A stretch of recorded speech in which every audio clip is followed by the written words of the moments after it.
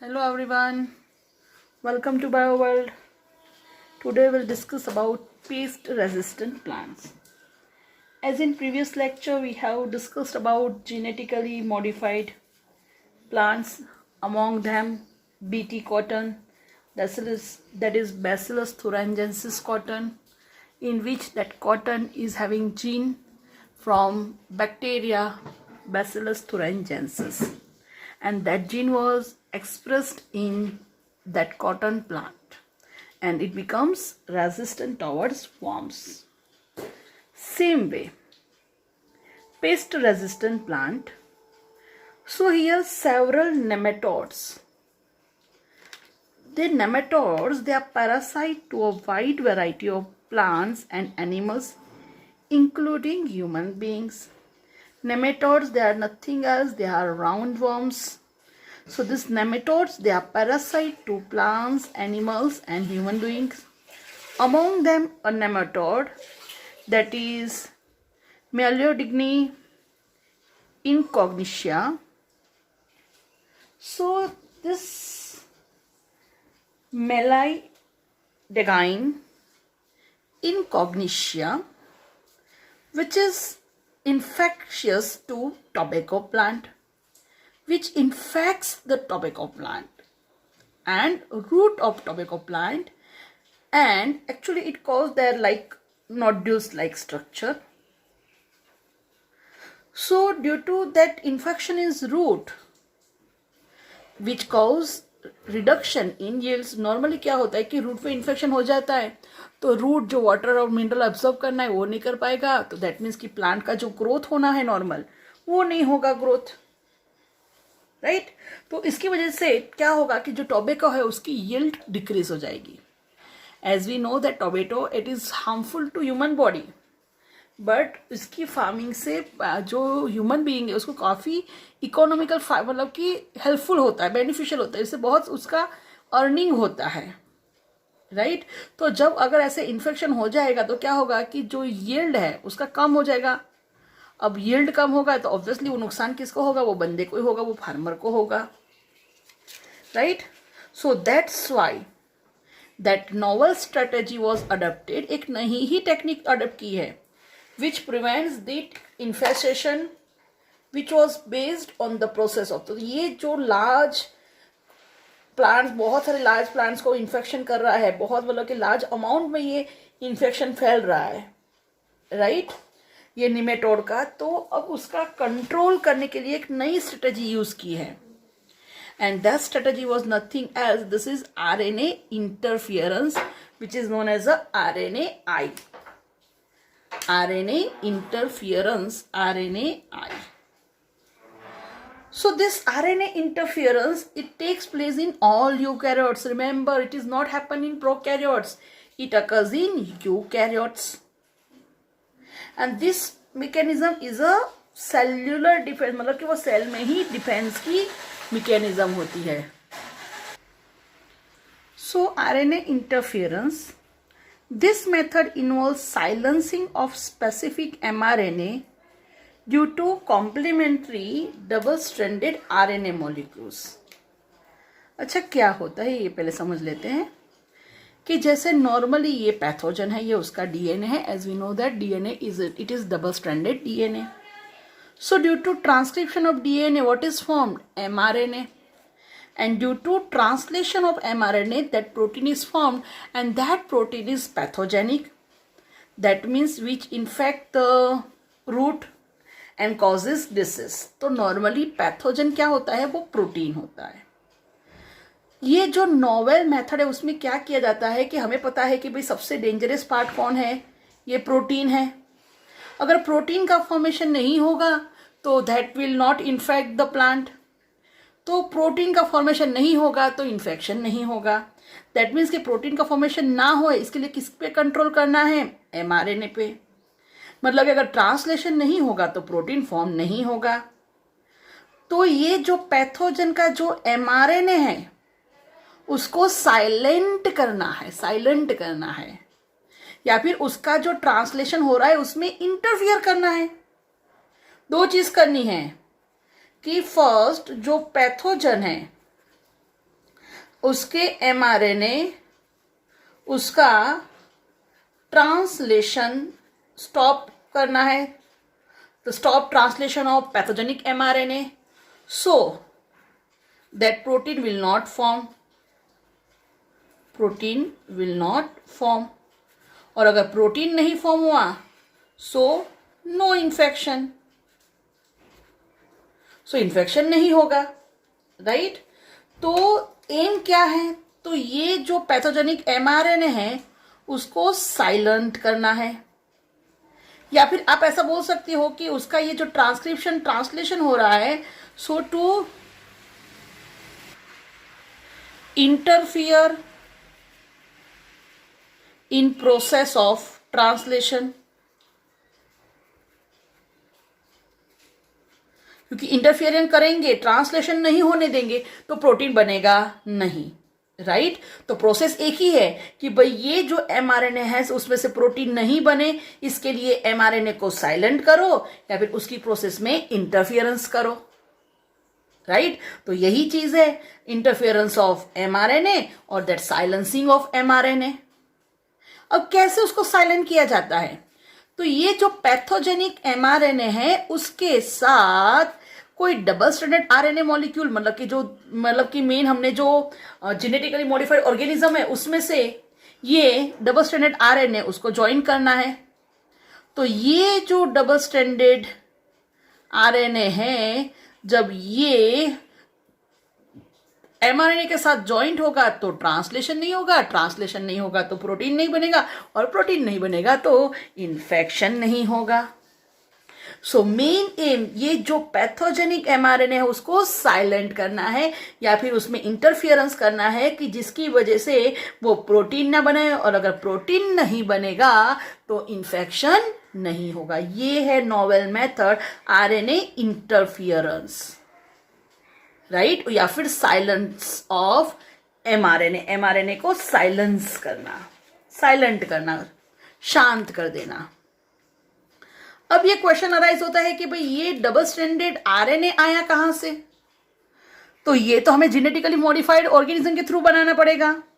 So the source of this complementary RNA, जो double stranded DNA RNA है, double stranded RNA, उसका source होगा and from an infection by virus having RNA genome, वो कोई भी virus जिससे infection हुआ है जिसमें RNA as a genetic material है, या फिर मोबाइल जेनेटिक एलिमेंट्स जिसको ट्रांसपोजॉन्स बोलते हैं।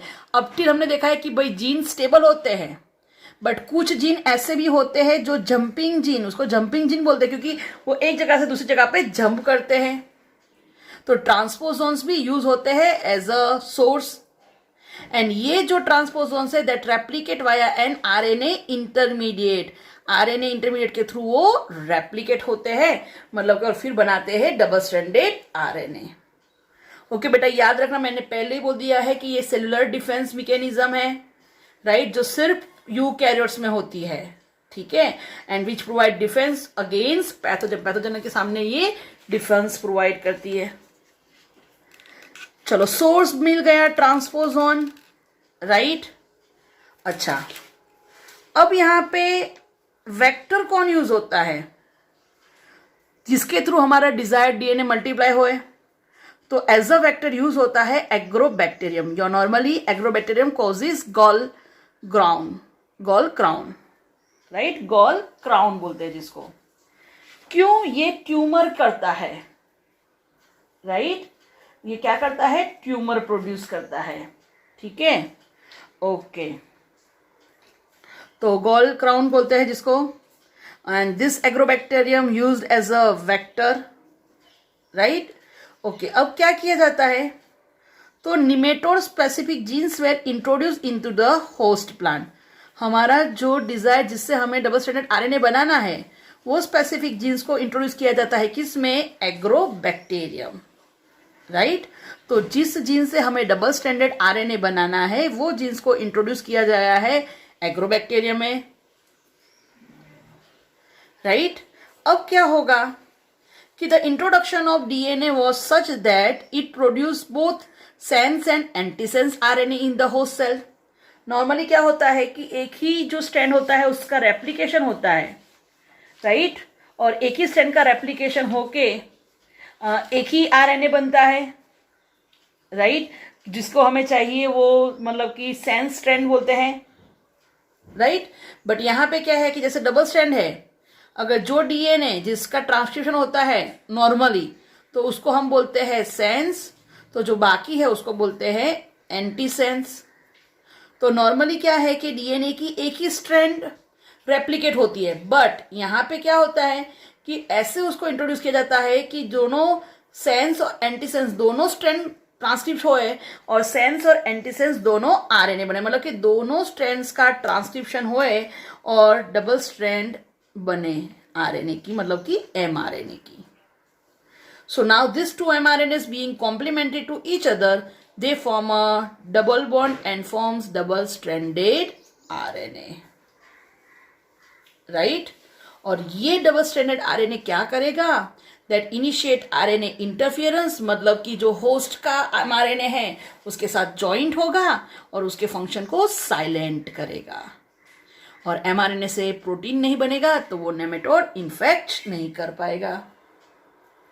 ठीक है, ओके, समझ में आया? सो जब पैरासाइट अपना सर्वाइव नहीं होगा क्योंकि वो प्रोटीन नहीं बनेगा, राइट, तो होस्ट सेल में वो एक्सप्रेस नहीं होगा बिकॉज वो आरएनए इंटरफियरेंस हो गया है। बिकॉज द ट्रांसजेनिक प्लांट, उसकी ये जो डबल स्ट्रैंडेड आरएनए है वो निमेटोड के जो एमआरएनए है उसके साथ कॉम्प्लीमेंट्री हो गया और उसके थ्रू इसका एक्सप्रेशन स्टॉप करेगा, प्रोटीन नहीं बनेगा, इन्फेक्शन नहीं होगा। सो ये जो ट्रांसजेनिक प्लांट है, right, due to help is this carrier they got itself protected from the parasite. समझ में आया? इसको ट्रांसजेनिक प्लांट क्यों बोला? क्योंकि इसमें ये जीन ऐसा है कि जो कोई होस्ट में से, मतलब कि जस्ट लाइक वायरस पैथोजन से लिया है, बट ये जीन को मल्टीप्लाई किया किस में? एग्रोबैक्टीरियम। ठीक है, और फिर ये जो डबल स्ट्रैंडेड आरएनए बना वो नेमेटोड है उसके साइलेंट बनाएगा उसको। ठीक है, चलो ये मैकेनिज्म वापस मैं आपको पूरी दिखाती हूँ। तो समझ लो ये डबल स्ट्रैंडेड आरएनए है। अब डबल स्ट्रैंडेड आरएनए को कट किया जाता है, जो एंजाइम है that is dicer, actually it is endonuclease always cut from inner side, right, so that cuts, so it is having 3' and, आप देख सकते हो फ्री एंड है, same year 3', same year. Normally जब भी डाइसर ये डबल स्ट्रैंडेड आरएनए को cut करता है तो 3 टाइप्स के होते हैं ये जो डबल स्ट्रैंडेड आरएनए बनते हैं। siRNA, small interfering RNA having 20 to 25 nucleotide, shRNA, short hairpin RNA, miRNA that is micro RNA. जैसे हम बात कर रहे हैं स्मॉल इंटरफियरिंग आरएनए, राइट। अब क्या होता है कि ये जो डबल स्ट्रैंडेड आरएनए है, यहाँ पे समझ लो कि स्मॉल इंटरफियरिंग आरएनए है, तो उसके साथ एक कॉम्बिनेशन बनता है, एक प्रोटीन बनाता है कॉम्प्लेक्स जिसको बोलते हैं risk complex, RNA induced silencing complex. ये कैसे रिस्क कॉम्प्लेक्स कैसे बनता है? तो उसमें ये प्रोटीन होता है, कौन सा? एर्गोनॉट प्रोटीन और आर्गोनॉट प्रोटीन, और ये जो siRNA है दोनों मिला के बनाते हैं रिस्क कॉम्प्लेक्स। अब जो ये कॉम्प्लेक्स रिस्क कॉम्प्लेक्स बन रहा है तो क्या होता है कि ये दोनों स्ट्रैंड से वो सेपरेट हो जाती है, राइट, और दोनों में से एक स्ट्रैंड क्या करती है, तो जो हमारा टारगेट एमआरएनए है, जो हमारे पैथोजेनिक मतलब कि निमेटोड का एमआरएनए था, उसके साथ ये जॉइंट होती है, राइट। तो देखो एक्चुअली यूज होता है double stranded RNA, but host के साथ जॉइंट तो ओनली एक स्ट्रैंड होती है from double stranded RNA, right, okay. चलो अब ये मैंने अभी बोला कि भाई ये जो रिस्क कॉम्प्लेक्स है वो क्या करता है, तो जो डबल स्ट्रैंडेड आरएनए है सेपरेट करता है, और डबल स्ट्रैंडेड आरएनए में से ये जो एक स्ट्रैंड बनी वो जॉइंट होती है किसके साथ? टारगेट एमआरएनए के साथ। और टारगेट एमआरएनए के साथ जॉइंट होगी तो अब क्या होगा? टारगेट एमआरएनए वो क्लीव्ड हो जाएगा, राइट, क्लीव हो गया। और सेकंड थिंग, अब हमें समझ में आ रहा है कि टूट भी गया और साथ में उसकी अभी जो मतलब कि स्ट्रैंड थी कॉम्प्लीमेंट्री वो ओपन नहीं है, तो क्योंकि उसके साथ तो ये ज्वाइंट हुआ है डबल स्ट्रैंडेड आरएनए, तो ये एक्सप्रेस नहीं होगा, ट्रांसलेट नहीं होगा, राइट। तो सिंगल स्ट्रैंडेड एमआरएनए है, राइट, तो ये बन गया, ओके। और दूसरा क्या हो गया, देखो एक इसका साइलेंसिंग हो गया, राइट। सेकंड थिंग, ये जो सिंगल स्ट्रैंडेड एमआरएनए है उसके साथ ज्वाइंट होगा कौन, आरएनए पॉलीमरेज, तो क्या बनाएगा, डबल स्ट्रैंडेड आरएनए। और यही डबल स्ट्रैंडेड आरएनए वापस ऐसे ही यूज होगा फॉर प्रोसेस टू कंटिन्यू, ठीक है, ऐसे ही डबल स्ट्रैंडेड आरएनए यूज होता रहेगा, right. So this is RNA interference. RNA interfering याद रखना, it prevents infestation of tobacco plant by nematode. उसमें बहुत जो इन्फेक्शन हो रहा है उससे ये प्रोटेक्ट करते हैं। ये थेराप्यूटिक एजेंट डिसीज के लिए है। दे आर यूज टू और they are important role in immune response to virus, right, and they can function as a tumor suppressor. Most important thing, tumor को ये सप्रेस करता है, okay. So this is about pest resistant plant.